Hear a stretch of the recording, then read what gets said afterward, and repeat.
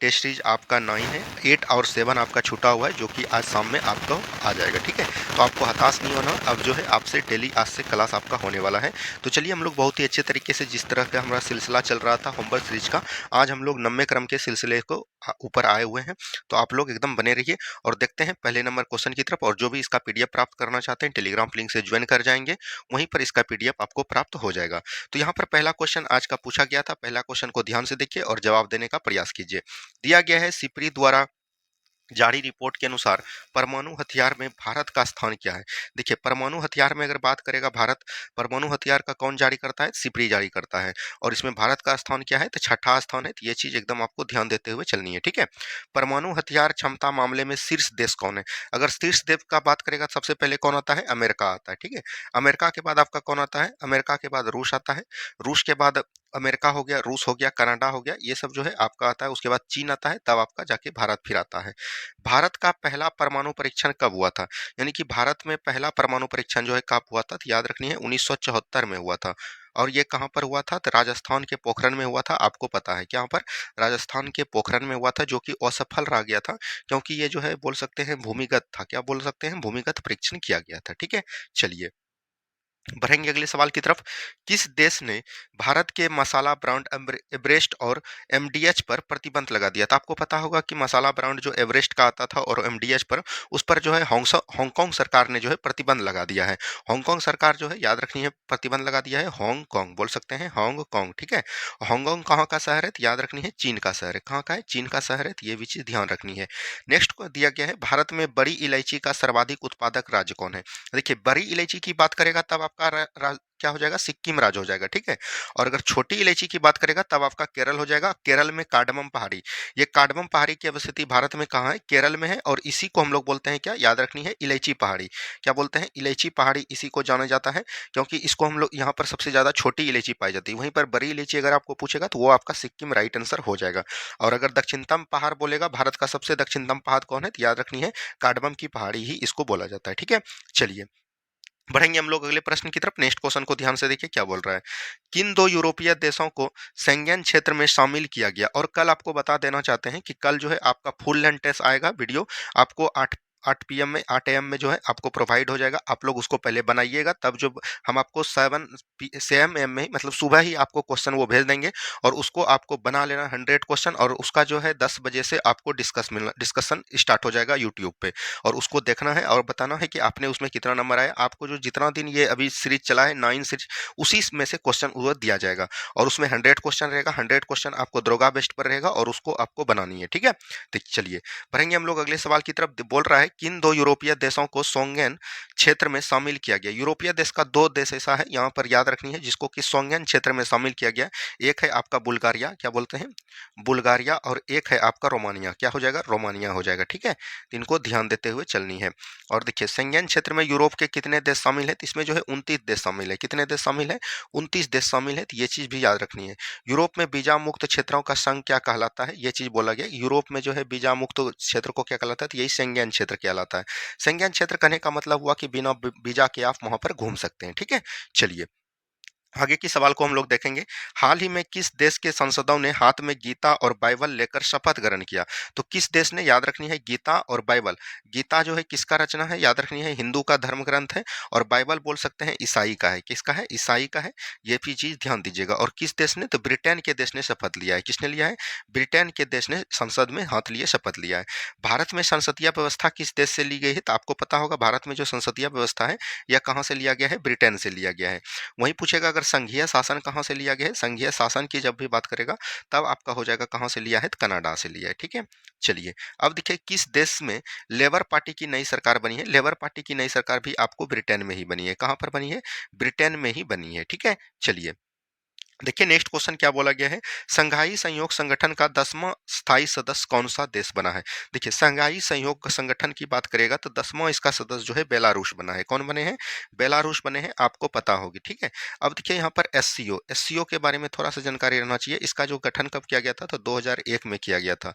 और इसका बोल सकते हैं हेडक्वार्टर कहाँ पर है, तो याद रखनी है इसका हेडक्वार्टर बात करिएगा तो ये चीन में है। एससीओ 2024 का आयोजन कहाँ किया गया था, तो एससीओ 2024 का आयोजन की बात करेगा तो ये अस्ताना में किया गया था। कहाँ पर? कजाकिस्तान के अस्ताना में। एससीओ की स्थापना हमने बताया 2001 में।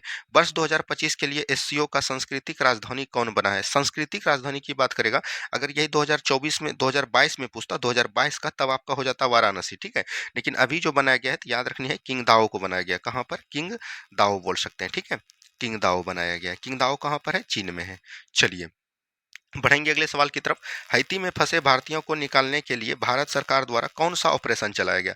हैती में फंसे निकालने के लिए तो याद रखनी है ऑपरेशन बोल सकते हैं, इसको ऑपरेशन बोलेंगे हम लोग। ऑपरेशन इंद्रावती चलाया। कौन चलाया? इंद्रावती। देखिए 2-3 ऑपरेशन है जो कि आपके एग्जाम में बार बार पूछे जाते हैं। हमास के हमले के बाद इजराइल ने भारतीयों को कौन सा चलाया? तो याद रखनी है इसको जो चलाया ऑपरेशन अजय चलाया था। कौन चलाया था? ऑपरेशन अजय चलाया था, ठीक है। और एक चीज याद रखनी है, एक सूडान के लिए चलाया था। क्या बोलिएगा? सूडान के लिए चलाया था। कौन? कावेरी। ये भी चीज़ ध्यान देनी है। और एक चला था आपको यूक्रेन में जो फंसा भारतीय था उनके लिए क्या चलाया गया था, तो याद रखनी है यूक्रेन में जो चलाया गया था उसको हम लोग बोल सकते हैं गंगा चलाया गया था। क्या बोलिएगा? गंगा चलाया गया था। तुर्की के लिए जो चलाया गया था ऑपरेशन दोस्त चलाया गया था। तो ये भी चीज़ आपको याद रखनी है। चलिए बढ़ेंगे अगले सवाल की तरफ। हाल ही में किस देश में समलैंगिक विवाह को मंजूरी दी गई है? समलैंगिक विवाह को मंजूरी जो दिया गया है ये थाईलैंड में दिया गया है। कहाँ पर दिया गया है? तो थाईलैंड में दिया गया है। ये सब वैसे करंट अफेयर के क्वेश्चन है जो कि डायरेक्ट आपको एग्जाम में देखने को इस तरह के क्वेश्चन मिलेंगे। इसीलिए करंट अफेयर अगर आप नहीं भी पढ़ के आते हैं तो पूरी वीडियो को आराम से देखिए। यहाँ पर आपको बहुत ही अच्छे तरीके से टोटल चीज को समझाया जाता है, ठीक है।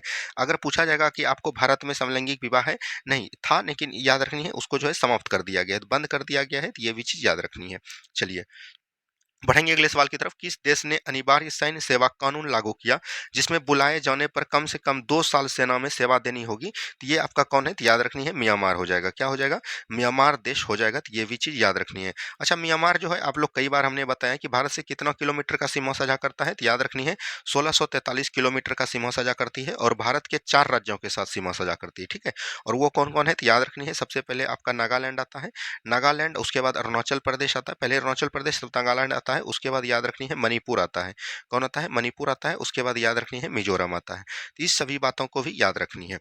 चलिए बढ़ेंगे अगले सवाल की तरफ। नेक्स्ट क्वेश्चन है औसत कथन का चयन कीजिए। संयुक्त राष्ट्र शांति स्थापना आयोग के सदस्य के रूप में भारत को पुनः निर्वाचित किया गया। इस आयोग में भारत का कार्यकाल 30 दिसंबर 2024 को समाप्त हुआ। इस आयोग में कुल 31 सदस्य थे। देखिए ये और ये आपका सही है, 31 सदस्य था। और शांति संस्थापना आयोग जो है ये कहाँ पर किया गया? भारत में ही किया गया। लेकिन ये जो 30 दिसंबर 2024 को समाप्त हुआ ये गलत है, क्योंकि ये 31 दिसंबर 2024 को समाप्त हुआ था, ठीक है। तो ये आपका गलत हो जाए। पूछ रहा है असत्य कथन का चयन करें, तो ऑप्शन नंबर क्या हो जाएगा? 2 हो जाएगा, क्योंकि इसमें सही नहीं गलत पूछ रहा था। गलत आपका ऑप्शन नंबर बी है, ठीक है। चलिए नेक्स्ट क्वेश्चन की तरफ बढ़िए। विश्व हरित अर्थव्यवस्था का 10वां संस्करण कहाँ आयोजित किया गया? यानी विश्व हरित अर्थव्यवस्था का बोल रहा है कि 10वां कहाँ पर किया जाएगा? तो दुबई में किया जाएगा। कहाँ पर? दुबई में। इसको हम लोग यूएई भी बोलते हैं, ठीक है। चलिए बढ़ेंगे अगले सवाल की तरफ। नेक्स्ट क्वेश्चन देखिए। किस देश में 16 वर्ष के कम आयु के बच्चों के लिए सोशल मीडिया प्रतिबंधित करने की घोषणा किया है? ये कहाँ पर किया गया है? ऑस्ट्रेलिया में किया गया। कहाँ पर किया गया है? ऑस्ट्रेलिया में किया गया। और ये पहल जो है बहुत ही अच्छी पहल है, क्योंकि अभी आप लोग को पता होगा कि लोग सब जो है मोबाइल पे ज़्यादा समय बच्चे लोग भी ध्यान देने लगे हैं, ठीक है। जिससे कि उसका पढ़ाई लिखाई भी समाप्त होने के कगार पर चल जाता है। पूछा जाएगा कि आपको भारत में है, तो भारत में 18 साल के बच्चे के कम उम्र को सोशल मीडिया से दूर रखने का बात किया गया है। लेकिन इसमें यह भी कंडीशन लग दिया गया है कि माता पिता अगर चाहे तो वो बच्चे को सोशल मीडिया में शामिल कर सकते हैं, ठीक है। चलिए आगे की सवाल देखिए। भारत के चुनाव आयोग ने किस देश के साथ समझौते पर हस्ताक्षर किए? भारत के चुनाव आयोग ने किस देश के साथ बोल रहा है कि समझौते पर जो है हस्ताक्षर किए हैं? ये चीज पूछा गया है। तो याद रखनी है ये जो हुआ है किसके किसके बीच हुआ है? भारत और उज्बेकिस्तान के बीच हुआ है। क्या बोलिएगा? भारत और उज्बेकिस्तान के बीच हुआ है। तो ये चीज आपको याद रखनी है।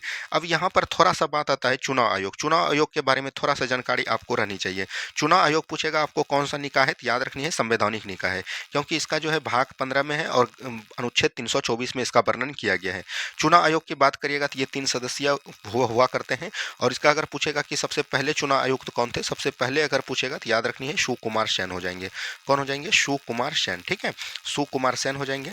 वही अगर महिला में पूछेगा तो याद रखनी है कौन हो जाएंगे? रमा देवी हो जाएंगे। बी एस रमा देवी, इसको याद रखनी है, रमा देवी। वही अगर वर्तमान में आपको पूछेगा कि कौन है चुनाव आयुक्त, तो वर्तमान में चुनाव आयुक्त अभी आपका 25वें क्रम का चल रहा है। और 25वें क्रम का आपका कौन हो जाएगा? राजीव कुमार हो जाएंगे। कौन हो जाएंगे? राजीव कुमार हो जाएंगे, ठीक है। राजीव कुमार हो जाएंगे। और चुनाव आयोग याद रखिएगा इनका काम है, मतलब कि बोल सकते हैं भारत के राष्ट्रपति से लेकर विधानसभा तक के चुनाव को समाप्त कराना, ठीक है। चलिए नेक्स्ट क्वेश्चन यहाँ पर दिया गया है, भारत ने टाइफून यागी के निपटने के लिए कौन सा ऑपरेशन चलाया, यानी कि टाइफून यागी से निकलने के लिए कौन सा ऑपरेशन चलाया, ये याद रखनी है, ऑपरेशन सद्भाव चलाया। क्या बोलिएगा, ऑपरेशन सद्भाव बोल सकते हैं, तो यहाँ पर से राइट आंसर हो जाएगा सद्भाव। ठीक है, चलिए आगे की सवाल देखिए, हाल ही में नेशनल ऑर्गेनाइजेशन बोल सकते हैं बैंक डेवलपमेंट, एनडीबी होगा, एनडीबी न्यू डेवलपमेंट बैंक का नया सदस्य कौन बना, तो न्यू डेवलपमेंट का गठन की बात करेगा, एनडीबी का अगर गठन की बात करेगा तो इनका गठन कब हुआ है, 2015 में। इनका अगर हेडक्वार्टर पूछेगा तो हेडक्वार्टर कहाँ पर हो जाएगा, तो याद रखनी है शंघाई में इसका हेडक्वार्टर है। और पूछा गया कि अभी नया देश कौन बना है सदस्य, याद रखनी है ये बना है अल्जीरिया। कौन बने हैं, अल्जीरिया, तो ये भी याद रखनी है आपको। ठीक है, चलिए बढ़ेंगे अगले सवाल की तरफ। नेक्स्ट क्वेश्चन देखिए, किस आंदोलन की असफलता के बाद स्वराज पार्टी का गठन किया गया, यहाँ पर याद रखनी है छूट गया है, गठन किया गया। तो किस आंदोलन के बाद जो है स्वराज पार्टी का गठन किया गया, ये आपका क्वेश्चन है। तो आपको पता है कि स्वराज पार्टी का गठन कब हुआ है, 1923 में। इसके पहले कौन सा बोल सकते हैं आंदोलन हुआ है, तो याद रखनी है 1 अगस्त, एक आंदोलन किया गया 1 अगस्त 1920 को, जिसको हम लोग क्या बोलते हैं, असहयोग आंदोलन बोलते हैं। क्या बोलेंगे, असहयोग आंदोलन बोलते हैं। ठीक है, असहयोग आंदोलन, असहयोग आंदोलन स्टार्ट कब हुआ, 1 अगस्त 1920 को हुआ। लेकिन गांधी जी का लक्ष्य था कि एकदम पूरा ही शांति भाव से इस आंदोलन को चलाना है। लेकिन याद रखनी है एक डेट आपको, 5 फरवरी 1922, क्या बोलिएगा, 5 फरवरी 1922 को आंदोलन करती जो है उग्र हो गए और एक थाना को जला गए, जो कि जगह कांड है, इसको हम लोग बोलते हैं चौड़ी चौड़ा हत्याकांड। क्या बोलिएगा, चौड़ी चौड़ा हत्याकांड, जो कि आपको गोरखपुर में पड़ता है। ठीक है, चौड़ी चौड़ा हत्याकांड होने के बावजूद एक थाना को जला दिया गया और 5 फरवरी 1922 के बाद, ये कुछ दिन भी बाद बोल सकते हैं 12 फरवरी 1922 को ये आंदोलन जो है समाप्त कर दिया गया। उनके बाद जो है गांधी जी को जेल में बंद कर दिया गया 6 साल के लिए। लेकिन गांधी जी के बोल सकते हैं कि आत्मीयता के कारण उनको जो है 2 साल के बाद रिहा कर दिया गया। उनके बाद 1924 में बोल सकते हैं गांधी जी ने बेलगांव अधिवेशन की अध्यक्षता की।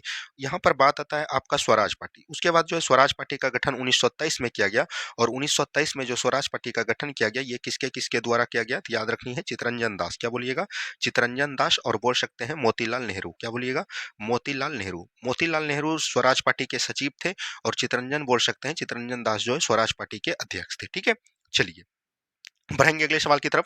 फ्रंटियर गांधी सीमांत गांधी के उपनाम से किसे जानते हैं, तो याद रखनी है ये जो हम लोग फ्रंटियर गांधी या सीमांत गांधी के नाम से जानते हैं, किसको जानते हैं, खान अब्दुल गफ्फार खान। क्या बोलिएगा, खान अब्दुल गफ्फार खान। ठीक है, इन सभी बातों को याद रखनी है क्योंकि ये जो है आपका पूछा गया बिहार दरोगा का क्वेश्चन। ठीक है, खान अब्दुल गफ्फार खान।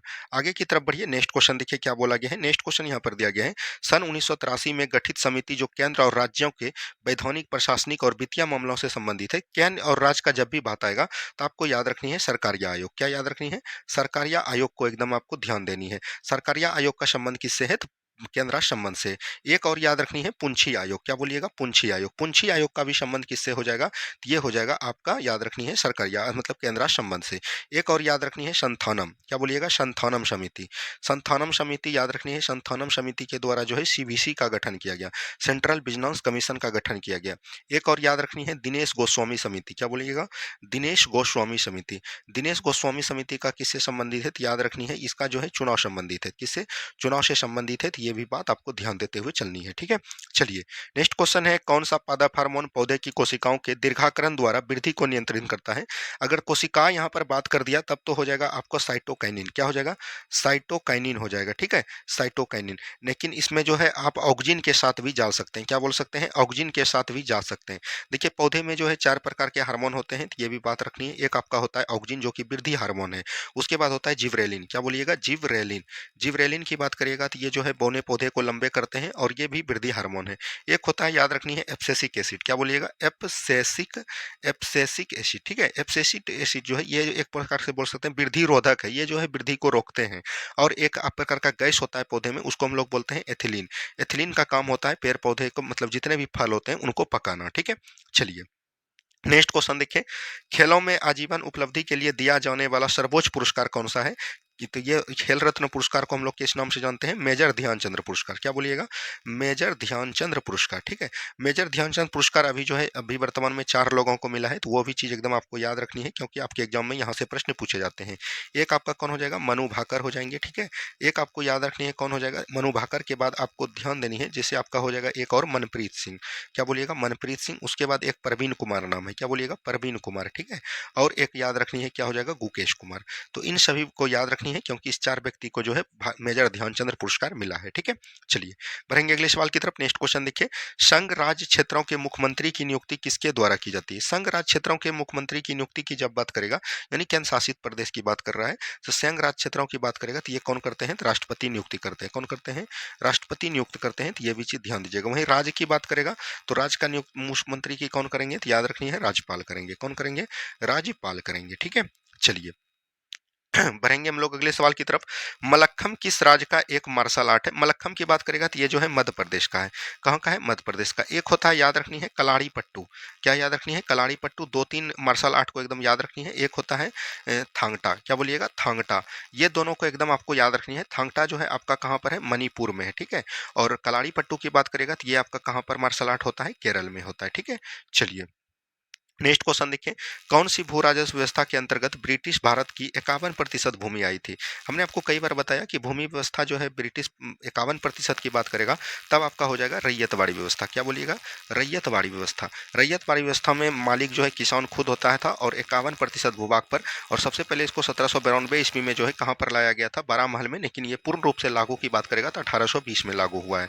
और इसको किसके किसके द्वारा लाया था? तो याद रखनी है, थॉमस मुनरो और बोल सकते हैं अलेक्जेंडर रीड के द्वारा लाया गया था। ठीक है, और देखिए दूसरी की बात करेगा तो एक होता है अस्थाई बंदोबस्त। क्या बोलिएगा? अस्थाई बंदोबस्त। इसी को बोलते हैं सूर्यास्त कानून। और ये जो है परे भूभाग पर अगर बात करेगा तो 19% भूभाग पर इसको लाया गया था।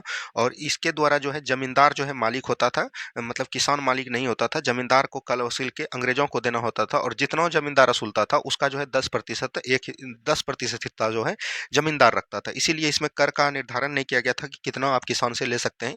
सबसे अगर शोषण देखा गया तो किसान का इसी में किया गया, इसीलिए इसको जमींदारी व्यवस्था भी बोला गया। और ये कौन लाए थे? तो याद रखनी है, कॉर्नवालिस के द्वारा लाया गया था। किसके द्वारा? कॉर्नवालिस के द्वारा लाया गया था। ठीक है, और एक याद रखनी है महलवाड़ी। क्या याद रखनी है? ये तीनों व्यवस्था आपको याद रखनी है। महलवाड़ी व्यवस्था। महलवाड़ी व्यवस्था की बात करेगा तो ये लगभग जो है बोल सकते हैं 31% भूभाग पर लागू था। और इसको किसने लाया था? तो याद रखनी है, हॉल्ट मैकेंजे के द्वारा। किसके द्वारा? हॉल्ट मैकेंजे के द्वारा लाया गया था। ठीक है, और बोल सकते हैं ये अस्थाई बंदोबस्त जो लाया था कॉर्नवालिस के द्वारा और ये हॉल्ट मैकेंजे के द्वारा। चलिए बढ़ेंगे अगले सवाल की तरफ। नेक्स्ट क्वेश्चन, बर्नाकुलर प्रेस अधिनियम कब और किस गवर्नर के समय लाया गया था? तो याद रखनी है, ये जो लाया गया था 1878 ईस्वी में बर्नाकुलर प्रेस एक्ट लाया था। और उस समय भारतीय गवर्नर कौन हुआ करता था? तो लॉर्ड लीटन हुआ करता था। कौन हुआ करता था? लॉर्ड लीटन हुआ करता था। तो ये भी चीज ध्यान दीजिएगा। अच्छा, इसका जो कार्य क्या था तो याद रखनी है, जितने भी इंग्लिश के अलावा जो भी पत्रिका है उनको समाप्त करना था और मेन रूप से बंद करना था किसको? अमृत बाजार पत्रिका। तो अमृत बाजार पत्रिका ने क्या किया? रातों रात ही अपना कन्वर्ट कर दिया इंग्लिश में। और इसके संस्थापक बोल सकते हैं संपादक कौन हुआ करते थे? शशिर कुमार। कौन बोल सकते हैं? शशिर कुमार हुआ करते थे। तो ये भी चीज ध्यान दीजिएगा। और ये बर्नाकुलर प्रेस एक्ट को समाप्त किसने किया है? तो लॉर्ड रिपन ने किया है। किसने किया है? लॉर्ड रिपन ने किया है। और लॉर्ड रिपन ने इसको समाप्त कब किया है? तो याद रखनी है 1881 ईस्वी में किया है। ठीक है, चलिए बढ़ेंगे हम लोग अगले सवाल की तरफ। नेक्स्ट देखिए क्या बोल रहा है, वे रुधिर नलिकाएं जो शुद्ध रक्त को हृदय से दूर तंतुओं की ओर शरीर के अन्य भागों में ली जाती है उसे क्या कहते हैं? तो याद रखनी है, उसको हम लोग बोलेंगे एरोटा। क्या बोलेंगे? एरोटा बोलेंगे, यानी महाधमनी बोलते हैं। ठीक है, चलिए बढ़ेंगे अगले सवाल की तरफ। चंद्रयान 3 चंद्रमा के दक्षिणी सतह पर जिस बिंदु पर उतारा गया उसका नाम क्या है? तो याद रखनी है, उसको शिव शक्ति पॉइंट बोला गया। क्या बोला गया? शिव शक्ति पॉइंट बोला गया। तो ये भी चीज ध्यान दीजिएगा, शिव शक्ति पॉइंट। याद रखनी है, अंतरिक्ष दिवस का निर्धारण डेट किया गया है 23 अगस्त। 23 अगस्त को हम लोग क्या मनाते हैं? तो याद रखनी है, इसको जो हम लोग अंतरिक्ष दिवस के रूप में मनाने का प्रयास किए हैं। चंद्रयान 3 की बात करेगा, इनको कब छोड़ा गया? तो याद रखनी है 2024 में छोड़ा गया था। और ये बात करेगा कि ये जो है किस रॉकेट से छोड़ा गया था? LVM। क्या बोलिएगा? सॉरी, यहाँ पर माप चाहते हैं, LVM थर्ड। और बोल सकते हैं M4 से इसको छोड़ा गया। ठीक है, ये भी चीज ध्यान देते हुए चलनी है। इसको किसने छोड़ा है? इसरो के द्वारा इनका जो है बोल सकते हैं छोड़ा गया है। और इसरो के द्वारा जो छोड़ा गया, इसरो का बात करिएगा गठन कब हुआ है? तो 1969 ईस्वी में हुआ था। तो ये भी चीज ध्यान देते हुए चलनी है। और जिस समय छोड़ा गया उस समय इसरो के अध्यक्ष कौन थे? तो याद रखनी है, S सोमनाथ थे। चलिए बढ़िए अगले सवाल की तरफ। भारत को दूध उत्पादन में आत्मनिर्भर बनाने के लिए ऑपरेशन फ्लड कब शुरू किया गया? तो 1970 में। कई बार हमने बताया है 1970 में बनाया गया था। तो ये भी चीज ध्यान दीजिएगा। ऑपरेशन फ्लड को हम लोग क्या बोलते हैं? दुग्ध क्रांति के नाम से भी जानते हैं। क्या बोलिएगा? दुग्ध क्रांति के नाम से भी जानते हैं। इसी को हम लोग श्वेत क्रांति के नाम से जानते हैं। क्या बोलिएगा? श्वेत क्रांति के नाम से जानते हैं। और ये इसको किसने लाया था? तो याद रखनी है, वर्गीज कुरियन ने। किसने स्टार्ट किया था? वर्गीज कुरियन के द्वारा स्टार्ट किया गया था। तो ये भी चीज ध्यान देते हुए चलनी है। चलिए आगे की सवाल देखिए। समुद्र की गहराई का पता लगाने का एवं सोनार उपकरणों की किस तरंग का प्रयोग करते हैं? तो याद रखनी है, ये जो पराश्रव तरंग का क्रम करते हैं। किसका? पराश्रव तरंग का ये प्रयोग करते हैं, तो ये भी चीज ध्यान दीजिएगा। देखिए, आवृत्ति के आधार पर तरंग तरंग को 3 प्रकार में बाँटा गया है। एक होता है आपका श्रव तरंग बोल सकते हैं, और एक होता है अपश्रव तरंग, ठीक है? अपश्रव तरंग, ठीक है? अपश्रव तरंग होता है, और एक आपका होता है पराश्रव तरंग। क्या बोलिएगा? पराश्रव तरंग होता है। देखिए, श्रव तरंग जिसको बोलते हैं ऑडिबल साउंड, जिसको हम लोग सुन सकते हैं, तो ये जो है 20 हर्ट्ज से कितना होता है? 20,000 हर्ट्ज के बीच होता है, ठीक है? और अपसरण तरंग की बात करेगा तो ये 20 हर्ट्ज से क्या होता है? कम होता है। और ये पराश्रव तरंग की बात करेगा तो ये 20,000 हर्ट्ज से क्या होता है? अधिक होता है। तो ये सभी बातों को आपको ध्यान देते हुए चलनी है। चलिए आगे की सवाल देखिए। भारत का नियंत्रक एवं महालेखा परीक्षक अपनी रिपोर्ट किसे सौंपता है? तो राष्ट्रपति को सौंपता है। किसको सौंपता है? राष्ट्रपति को सौंपता है, और इसकी चर्चा संविधान के 149 में की गई है। इनका कर्तव्य के बारे में देखिए, भारत का नियंत्रक एवं महालेखा परीक्षक की बात करिएगा, इनका जो है गठन कब हुआ था? तो याद रखनी है, 1919 के अधिनियम में किया गया था। और सबसे पहले महालेखा परीक्षक एवं नियंत्रक महालेखा परीक्षक कौन थे? तो याद रखनी है, के नरहरि राव। क्या बोलिएगा? के नरहरि राव थे। तो ये भी चीज ध्यान देते हुए चलनी है, ठीक है? और बात करेगा, ये एक प्रकार का कैसा निकाय? संवैधानिक निकाय है, क्योंकि नियंत्रक एवं महालेखा परीक्षक का गठन की बात करेगा तो ये उसका संविधान 148 में वर्णन किए गए हैं, ठीक है? और नियंत्रक एवं महालेखा परीक्षक जो है पहले अपना रिपोर्ट जो है किसको सौंपते हैं? राष्ट्रपति को। राष्ट्रपति जो है उनको जो है याद रखिएगा, लोक लेखा समिति के द्वारा उनको जो है संसद के पटल पर रखवाता है, और उसको पढ़ता कौन है? तो लोकसभा के अध्यक्ष पढ़ते हैं, ठीक है? ये सभी बातों को याद रखनी है। अभी अगर बात करिएगा नियंत्रक एवं महालेखा परीक्षक वर्तमान में कौन है, तो ये भी चीज ध्यान आपको देते हुए आपको कमेंट करनी है कि न्यू वाला कौन है। कई बार हमने आपको बताया है, ठीक है? चलिए बढ़ेंगे अगले सवाल की तरफ। नेक्स्ट क्वेश्चन है, निम्नलिखित तरंगों को उनकी आवृत्ति के अनुसार अवरोही कीजिए। तो ये देखिए कैसा हो जाएगा। अगर आवृत्ति की तो आपको याद रखनी है, गामा सबसे पहले हो जाएगा, उसके बाद क्या हो जाएगा? अल्फा किरण हो जाएगा, ठीक है? उसके बाद याद रखनी है, इसका एक याद रखनी है, इसको एक ट्रिक हम दे देते हैं, गे अल्फा याद रखनी है, पर्दा अब शुरू करो। क्या बोलिएगा? पर्दा अब शुरू करो। तो ये एकदम आप जब याद रखनी है तो आपको एक भी चीज इसमें छूटेगा नहीं, ठीक है? देखिए, गे ऐसे हो जाएगा, गामा अल्फा हो जाएगा, उसके बाद परावैग्निक किरण हो जाएगा, उसके बाद दृश्य प्रकार हो जाएगा, उसके बाद अवरक्त किरण हो जाएगा, उसके बाद याद रखनी है ये हो जाएगा सूक्ष्म किरण, उसके बाद रेडियो किरण हो जाएगा। तो यहाँ से आपका ये आवृत्ति का क्रम हो जाएगा। जब तरंगदैर्घ्य पूछेगा तो इधर से आपको उल्टा ले लेना है, ठीक है? चलिए नेक्स्ट क्वेश्चन देखिए क्या बोला गया है। नेक्स्ट क्वेश्चन यहाँ पर दिया गया है, सिंधु सभ्यता का वह कौन सा स्थल है जहां से जुते हुए क्षेत्र के साक्ष्य बेलनाकार मोहर और कर्मकांड के साक्ष्य मिले हैं? तो ये हो जाएगा आपका कालीबंगा। क्या हो जाएंगे? कालीबंगा। कालीबंगा कहाँ पर है? तो याद रखनी है राजस्थान में है। कहाँ पर है? राजस्थान में। और राजस्थान से याद रखनी है, यहाँ से क्या मिले हैं? जुते हुए खेत के प्रमाण मिले हैं, चूड़ी के प्रमाण मिले हैं, कर्मकांड के प्रमाण मिले हैं। और ये किस नदी के तट पर है? तो याद रखनी है घग्गर नदी के तट पर है। कहाँ पर है? घग्गर नदी के तट पर है। बात करेगा सिंधु सभ्यता का सबसे पहला शहर जो खोला गया उसको हम लोग क्या बोलते हैं? हड़प्पा। इसीलिए इनको हम लोग हड़प्पा सभ्यता के नाम से भी जानते हैं।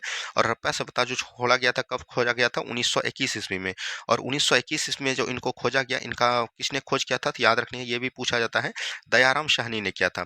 फिर जो है जाके 1922 ईस्वी में क्या खोज हुआ? मोहनजोदड़ो। दूसरी बोल सकते हैं सबसे बड़ा शहर कौन है? मोहनजोदड़ो। क्या बोलिएगा? मोहनजोदड़ो। और मोहनजोदड़ो का खोज कब किया गया था? तो 1922 ईस्वी में। इनका खोज कब किया था? तो किसने किया था? तो राखल दास बनर्जी ने किया था। किसने किया था? राखल दास बनर्जी ने किया था। अगर पूछेगा सिंधु सभ्यता का सबसे बड़ा शहर कौन हो जाएगा, तो आपका मोहनजोदड़ो हो जाएगा। वहीं अगर भारत में सबसे बड़ा शहर पूछेगा तो आपका कौन हो जाएगा? राखीगढ़ी। राखीगढ़ी कहाँ पर है? आपका हरियाणा में, ठीक है? चलिए आगे की सवाल देखिए, मायोपिया से पीड़ित व्यक्ति के चश्मे का कौन सा लेंस? देखिए, मायोपिया एक प्रकार का होता है निकट दृष्टि दोष। क्या बोलिएगा? निकट दृष्टि दोष। निकट दृष्टि दोष में कौन सा लेंस लगता है? तो अवतल लेंस लगता है। कौन सा लेंस लगता है? अवतल लेंस लगता है। तो इनको एक बार आपको याद रखनी है। वहीं पूछेगा दूरदृष्टि, इसको हम लोग बोलते हैं हाइपरमेट्रोपिया। और उनका में कौन होता है? तो याद रखनी है, उत्तल दर्पण का प्रयोग करते हैं, उत्तल लेंस का प्रयोग करते हैं। नेक्स्ट क्वेश्चन देखिए क्या बोला गया, वह पुर्तगाली गवर्नर कौन था जिसने गोवा पर अधिकार किया? देखिए, गोवा पर अधिकार किया, पुर्तगाली की बात करेगा सबसे पहले 1498 ईस्वी में कौन आए थे? वास्को डी गामा भारत आए। उनके बाद जो है वो वापस चल गए। उनके बाद 1502 ईस्वी में वापस आए। फिर याद रखनी है, एक जो है 1500 ईस्वी में कौन आए? सबसे पहला अगर पूछेगा पुर्तगाली गवर्नर कौन था, तो याद रखनी है अल्मीडा। फ्रांसो डी अल्मीडा या अल्मोडा जो भी बोल सकते हैं। अल्मीडा ने क्या किया? सबसे पहले जो है ब्लू वाटर पॉलिसी का जिसने गठन किया, ठीक है? उसके बाद जो है 1500 बोल सकते हैं 9 ईस्वी में एक फिर से द्वितीय बोल सकते हैं पुर्तगाली गवर्नर। ऐसे तो कई आए, लेकिन द्वितीय अगर बात करिएगा तो वो आपका कौन हो जाएगा? तो याद रखनी है, जिसने गोवा पर अधिकार किया था उसको हम लोग बोलते हैं अल्बुकर्क। क्या बोलते हैं? बोलते हैं अल्बुकर्क। अल्बुकर्क को याद रखनी है राजा राम मोहन राय का पुरोगामी कहा गया, क्योंकि इन्होंने जहां भी गया अल्बुकर्क उसने जो है वहां पर सती प्रथा का अंत किया, इसीलिए इसको राजा राम का पुरोगामी भी कहा गया। और इसी ने याद रखनी है 1510 ईस्वी में जो है गोवा पर अधिकार कर लिया, तो ये भी चीज ध्यान देनी है। और यही अल्बुकर्क, इसी को बोला जाता है पुर्तगाली का भारत में वास्तविक संस्थापक, इसी को माना जाता है। और बोला जाता है कि इन्होंने कहा क्या कि पुर्तगाली जो है, पुर्तगाली लोग को भारतीय स्त्रियों के साथ विवाह करने का भी इसी ने पद्धति को स्टार्ट किया था। ठीक है, इतना बात को आपको याद रखनी है। चलिए बढ़ेंगे अगले सवाल की तरफ। खार्ची पूजा त्योहार भारत के किस राज्य में होता है? केरल राज्य में होता है, सॉरी त्रिपुरा में होता है। कहाँ पर होता है दोस्तों? त्रिपुरा में होता है। तो इनको एक बार आपको याद रखनी है। आगे की सवाल की तरफ हम लोग चलेंगे। भारत का नियाग्रा के नाम से किस जलप्रपात को जाना जाता है? यह किस राज्य में अवस्थित है? अगर बात करेगा भारत का नियाग्रा जलप्रपात जो है कहाँ पर जाना जाता है और किस राज्य में है, भारत का नियाग्रा यहाँ पर पूछा जा रहा है। ठीक है, भारत की नियाग्रा जलप्रपात की बात करेगा तो ये आपका हो जाएगा चित्रकूट। कौन हो जाएंगे दोस्तों? चित्रकूट हो जाएंगे। अच्छा, चित्रकूट जो है किस नदी पर है? तो याद रखनी है इंद्रावती नदी पर है। किस पे है? इंद्रावती नदी पर है। और इंद्रावती नदी कहाँ पर है? तो याद रखनी है छत्तीसगढ़ में है। कहाँ पर है?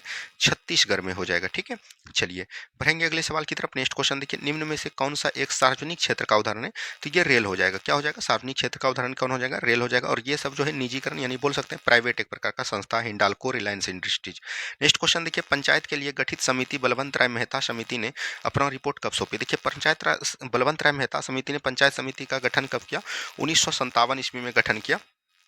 और इसने अपना रिपोर्ट कब किया? 1959 ईस्वी में। 1959 ईस्वी में इन्होंने क्या दिया? त्रिस्तरीय पंचायती राज व्यवस्था का गठन किया। और सबसे पहला जो बोल सकते हैं पंचायती राज गठन हुआ 1959 ईस्वी में। याद रखनी है 2 अक्टूबर 1959 ईस्वी में नागौर। नागौर कहाँ पर है? याद रखनी है राजस्थान में। ठीक है, तो ये भी चीज़ एकदम आपको याद रखनी है। पंचायत राज समिति से और कई संस्था जुड़े हुए थे, जैसे समिति बलवंत राय मेहता समिति, एक और रखनी है अशोक मेहता समिति। उसके बाद याद रखनी है GV.K. राव समिति। क्या बोलिएगा? GV.K. राव समिति। ठीक है, उसके बाद याद रखनी है LM सिंधवी समिति। ये सभी ऐसे समिति हैं जो कि याद रखनी है किससे जुड़े थे? बलवंत पंचायती राज समिति से जुड़े हुए थे। आगे के सवाल को देखिएगा, सही सुमेलित करना है। पैरिया जो किसके कारण होता है? तो जीवाणु के कारण होता है। किसके कारण? जीवाणु के द्वारा। रतौंधी जो है किसके कारण होता है दोस्तों? विटामिन के कारण। एनीमिया किसके द्वारा होता है? एनीमिया जो है लोहे की कमी के कारण होता है, रक्त में लोहे की कमी के कारण। और रिकेट्स होता है किसके द्वारा? तो याद रखनी है कैल्शियम के कारण।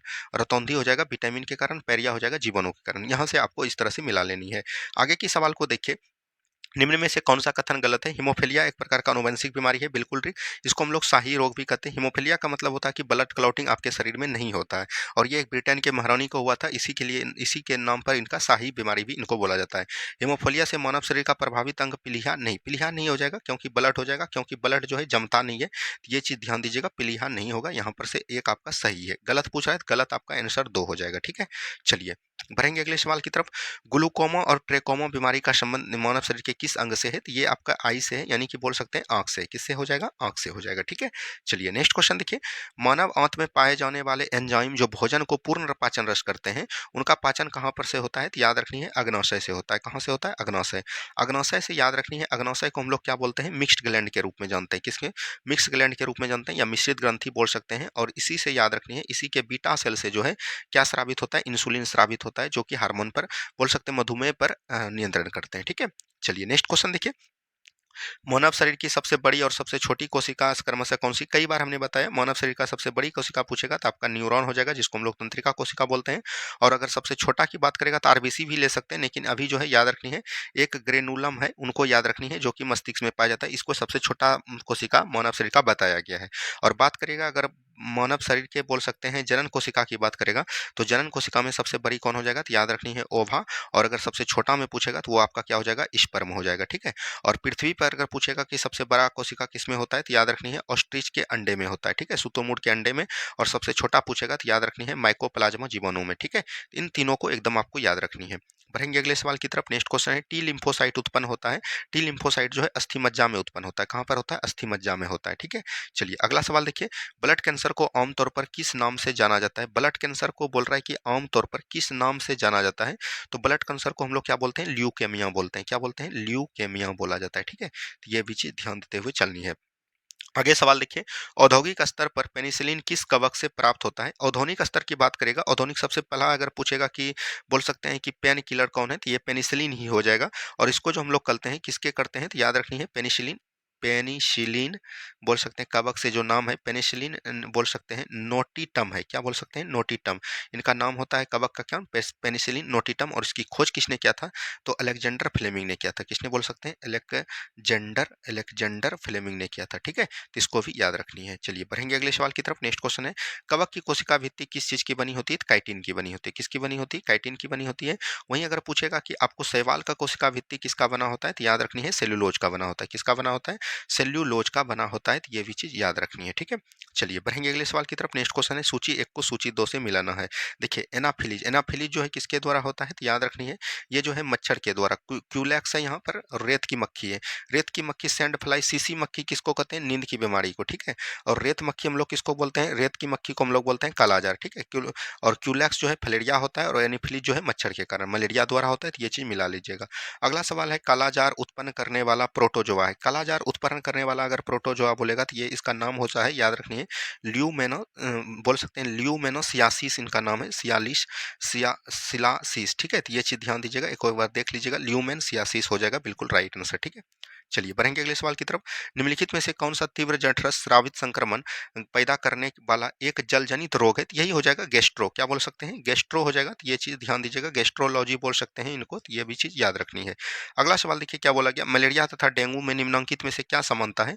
तो ये दोनों एक प्रकार का बोल सकते हैं, एक ही मच्छर के द्वारा होता है, उसको हम लोग बोलते हैं मादा एडेप्चिक मच्छर, ठीक है। तो यहाँ पर से इसमें मच्छर से काटने की समानता जो है एक है, ठीक है। चलिए नेक्स्ट क्वेश्चन है, मच्छर में मलेरिया परजीवी का जीवन चक्र क्या किसने खोजा, तो याद रखनी है रोनाल्ड रोश ने। क्या बोल दिया, रोनाल्ड रोनाल्ड रोश ने खोजा है, ठीक है। तो ये भी चीज ध्यान देते हुए चलनी है।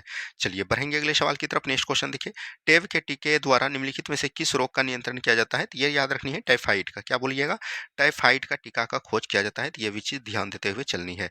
अगला सवाल देखिए क्या बोला गया है, और टाइफाइड के परीक्षण के लिए हम लोग किसका प्रयोग करते हैं, ये क्वेश्चन आपका पूछा जाता है कई बार। याद रखनी है विडाल टेस्ट, किसका बोलिएगा, विडाल टेस्ट का हम लोग प्रयोग करते हैं, ठीक है।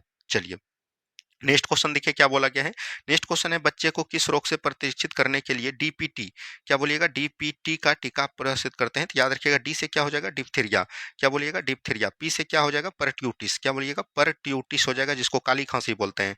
और टी से क्या हो जाएगा, तो याद रखनी है टिटनस, क्या हो जाएगा, टिटनस हो जाएगा। तो ये भी चीज याद रखनी है, ये बच्चे में तीनों का टीका लगाया जाता है। अगला सवाल देखिए क्या बोला गया, माइकोप्लाज्मा का खोज सर्वप्रथम किसने किया है, तो ल्यूवेन हॉक ने। किसने किया है, ल्यूवेन हॉक ने किया है, ठीक है। चलिए आगे का सवाल देखिए क्या बोला गया, धान में पैदावार, धान मृदा में धान की पैदावार पर होने वाला मुक्तजुवी जीवाणु कौन सा है, तो याद रखनी है ये हो जाएगा एनावीना। क्या बोल सकते हैं, एनावीना बोल सकते हैं। तो ये भी चीज ध्यान देनी है, या इसी को हम लोग एजोला भी बोल सकते हैं। क्या बोल सकते हैं, एजोला बोल सकते हैं, ठीक है।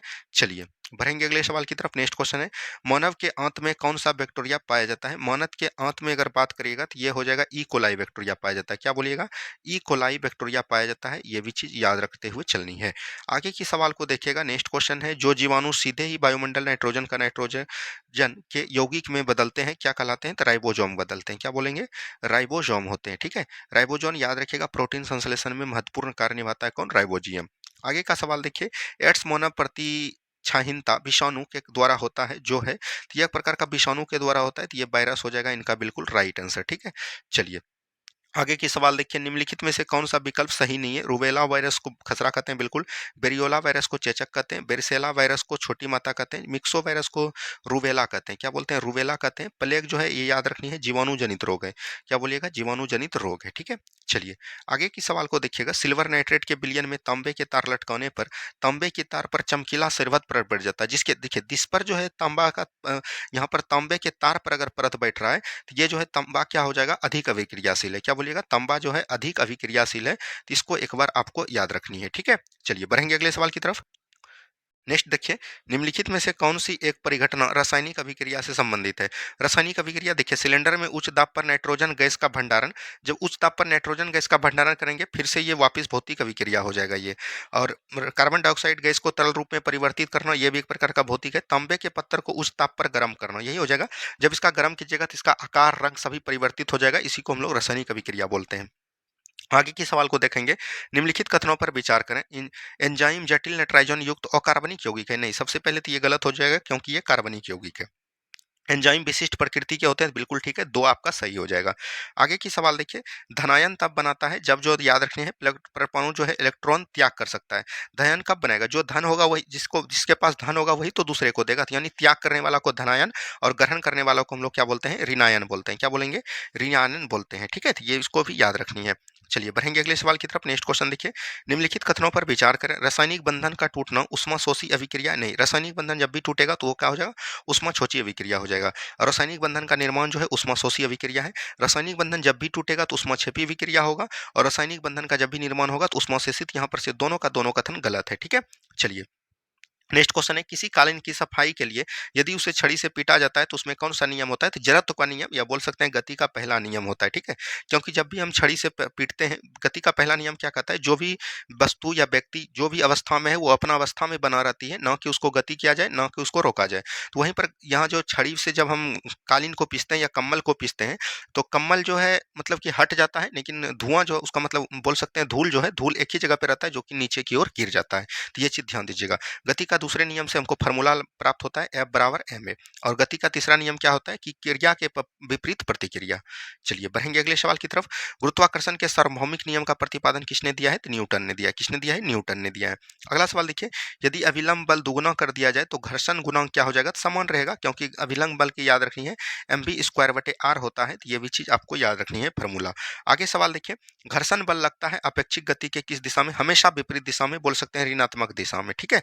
चलिए नेक्स्ट क्वेश्चन, सड़क पर चलने की अपेक्षा बर्फ पर चलना कठिन है, क्योंकि याद रखनी है बर्फ पर जो है सड़क की अपेक्षा घर्षण कम है। जहां पर घर्षण कम होगा वहां पर चलने में आपको दिक्कत होगा, जहां पर घर्षण अधिक होगा उसको हम लोग रुखरापन बोलते हैं। तो यहाँ से राइट आंसर आपका ऑप्शन नंबर डी हो जाएगा। तो ये भी चीज ध्यान देते हुए चलनी है। नेक्स्ट क्वेश्चन देखिए क्या बोला गया, लोटनिक, स्थैतिक तथा सर्पी घर्षण के कारण के बलों को व्यवस्थित किया जाए, दो सही व्यवस्था है। देखिए सबसे अधिक अगर बात करेगा तो सबसे अधिक ठीक कौन करता है? स्थैतिक होता है, ठीक है? उसके बाद कौन आता है? सर्पी घर्षण आता है। उसके बाद आपका होता है लोटनिक। लोटनिक में ही आपका आता है गतिज और स्थितिज दोनों, ठीक है? तो ये भी चीज याद रखनी है। अगला सवाल देखिए, 14 बैंकों के राष्ट्रीयकरण के समय रिजर्व बैंक का गवर्नर कौन था? 14 बैंक का राष्ट्रीयकरण जब हुआ था, कब हुआ था? 1969 में। उस समय सरकार किसका था? तो याद रखनी है इंदिरा गांधी की सरकार थी। और इस समय बोल रहा है कि 14 बैंकों का राष्ट्रीयकरण हुआ था, रिजर्व बैंक के गवर्नर यहाँ पर पूछा जा रहा है। गवर्नर पूछेगा तो कुछ इस तरह पर कैसा था, एल के या एम झा था। तो इसको एक बार आपको देख लेनी है, ठीक है? अभी अगर आरबीआई का गवर्नर की बात करेगा तो ये कौन हो जाएगा? आपका संजय मल्होत्रा हो जाएंगे, जो कि 26वें नंबर के क्रम के हैं, ठीक है? चलिए आगे सवाल देखिए, एक रुपये के नोट को जारी किया जाता है किसके परिचालन किसके द्वारा? तो याद रखनी है वित्त सचिव करते हैं। कौन करते हैं? वित्त सचिव के द्वारा 1 रुपये का नोट जारी किया जाता है। आगे की सवाल को देखेंगे। नेक्स्ट क्वेश्चन है, एसबीआई सहित भारत के कुल राष्ट्रीयकृत बैंकों की संख्या कितनी है? 11 है। कितना है? 11 है। तो ये चीज ध्यान देनी है। अगला सवाल देखिए क्या बोला गया, ऐसे बैंक क्या कहलाते हैं जिनके 50% से अधिक शेयर निजी कंपनियों के पास होते हैं? उसको हम लोग मुद्रास्फीति बैंक भी बोला जाता है। तो ये चीज याद रखते हुए चलनी है। आपको क्या करना है? मुद्रा बोल सकते हैं, या तो इसी को हम लोग निजी बैंक भी बोला जाता है। निजी बैंक जिसको बोल सकते हैं एचडीएफसी बैंक, सब ये सब निजी बैंक है। नेक्स्ट क्वेश्चन देखिए क्या बोला गया, भारत के रुपये का अवमूल्यन अब बार कितनी बार हो गया है? तो आप ऐसे पूछेगा तो 3 बार हुआ है, लेकिन याद रखिएगा अगर आपको पूछा जाएगा कब कब हुआ है, तो एक हुआ है 1949 ईस्वी में, उसके बाद एक हुआ है आपको 1966 में, और 1991 में जो है 2 बार हुआ है। तो इसलिए 3 बार बोलिएगा, लेकिन अगर 4 पूछेगा तो 4 भी आपका हो जाएगा, क्योंकि 1991 में 2 बार हुए हैं। आगे सवाल देखिएगा, भारत में मुद्रा योजना के तहत मुद्रा बैंकों को कब खोला गया था? मुद्रा बैंकों को 2015 में खोला गया। कब खोला गया था? मुद्रा बैंकों को 2015 में खोला गया था। अब जो है आप लोग कल का टास्क सुनिए, और आपका जब होमवर्क जो है ये पर डे चलेगा, कल फुल सेट आएगा उसको भी दिखेगा। करंट अफेयर में आपको याद रखनी है 51 से लेकर 55 तक जो है आपको पढ़ के आना है। और क्वेश्चन बैंक में बात करिएगा, क्वेश्चन बैंक 131 से लेकर 40 तक पढ़ के आना है, पेज नंबर, ठीक है? और ज्योग्राफी में आपको क्या पढ़ के आना है तो याद रखनी है, अगर आप पढ़ के आइएगा तो बहुत अच्छा होगा, हम बहुत अच्छे तरीके से आपको बताएंगे भारत की नदियां। क्या बोलिएगा? भारत की नदियां और उसकी सहायक नदियां। और पॉलिटी में आपको पढ़ के आना है, याद रखनी है अनुसूची। क्या पढ़ के आना है? अनुसूची पढ़ के आना है, ठीक है? और अगर बात करिएगा जो हिस्ट्री में आपको पढ़ कर आना है 1857 की क्रांति, ठीक है? और स्टैटिक जीके में आपको क्या पढ़ के आना है? National park. तो इतना चीज पढ़ के आइएगा, हम तो यहाँ पर आपको बताएंगे ही, लेकिन एक बार अगर आप पढ़ लीजिएगा तो आपको बहुत अच्छे तरीके से समझ में आएगा। मिलते हैं हम लोग नेक्स्ट वीडियो में, और आपका जो 7 और 8 छूटा हुआ है वो आपको धीरे धीरे मिल जाएगा शाम तक में, ठीक है? तो आपको हताश नहीं होना, अब आपका क्लास रेगुलर वे में चलेगा। धन्यवाद, मिलते हैं हम लोग नेक्स्ट वीडियो में। जय हिंद, जय भारत।